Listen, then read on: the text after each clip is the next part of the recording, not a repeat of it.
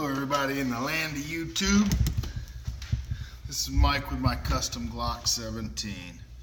Made a video about this one before, but there's been quite a few changes that have been made, and just give y'all a little update. This is a normal Gen 3 Glock with a ZEV slide, ZEV barrel, Heine sights, agency arms trigger, ZEV back plate, brass mag release, and a custom brass butt plug. Let's see, also has a steel guide rod with a 15-pound spring. Let's see, one of the big things that I've changed besides the slides and the custom stuff is going to this agency arms trigger. I was rocking a ZEV trigger before, and they're nice triggers. They use a skeletonized striker and a lighter striker spring to accomplish a lighter trigger pull. That's all good and grand.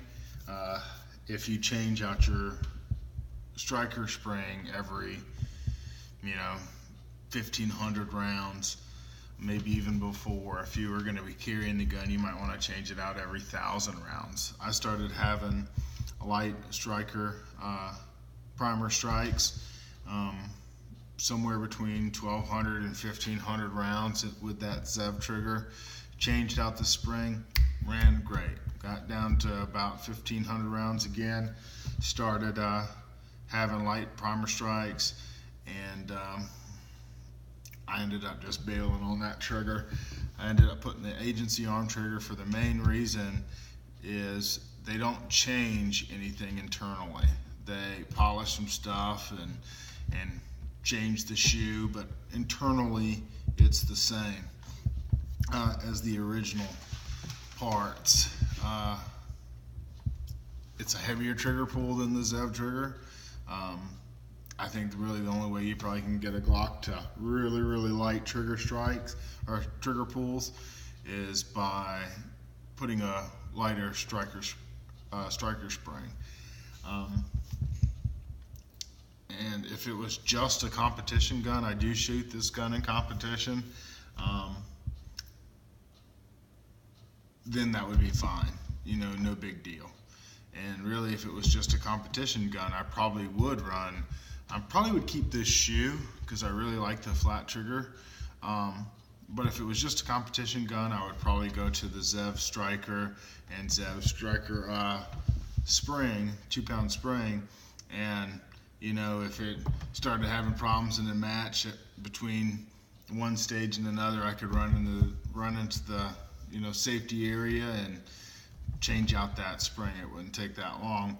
But because I carry the gun and I'm not always the best at counting my rounds, how many boxes of bullets have I put through it since I changed this spring or that spring, I just went a different direction.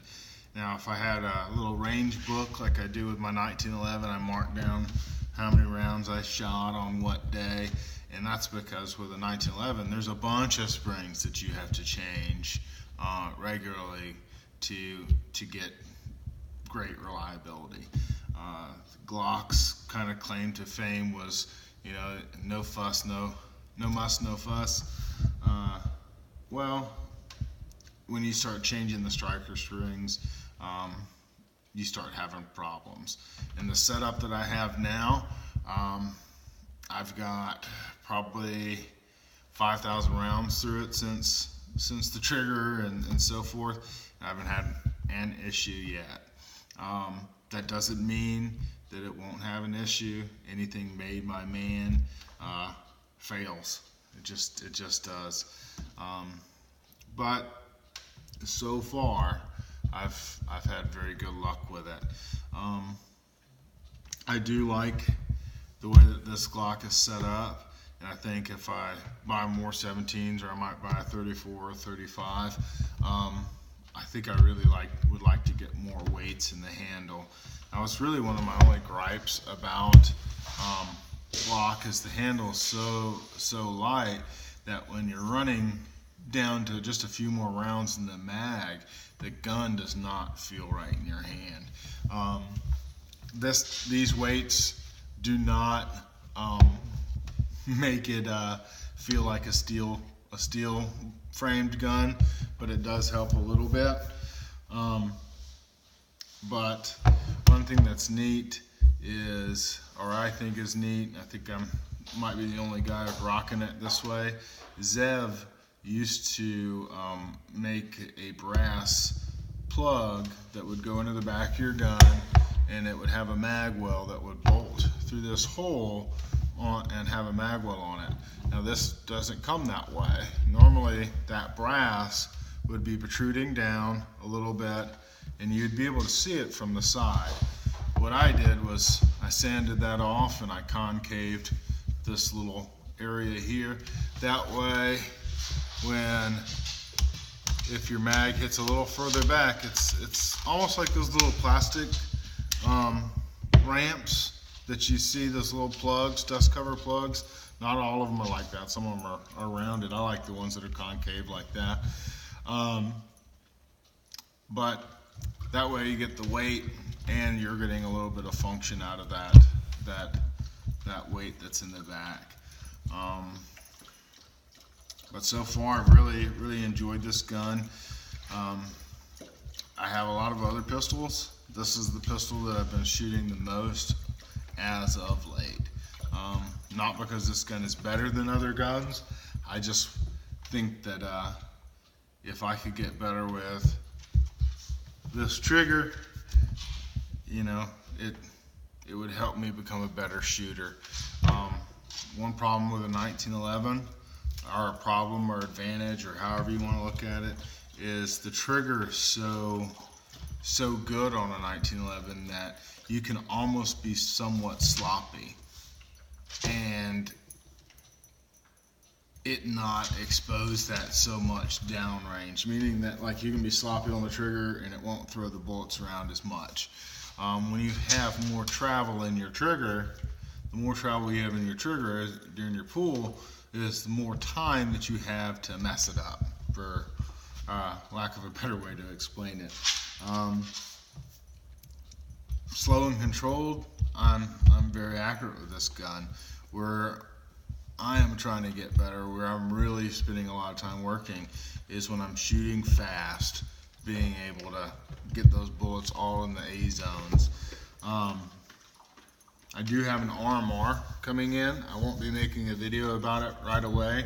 As you can tell with this slide, I did a lot of stuff to this gun and I didn't make a video right away. I like to beat on them, I like to shoot them, and after I know that it's the way I like it, then I can make a video.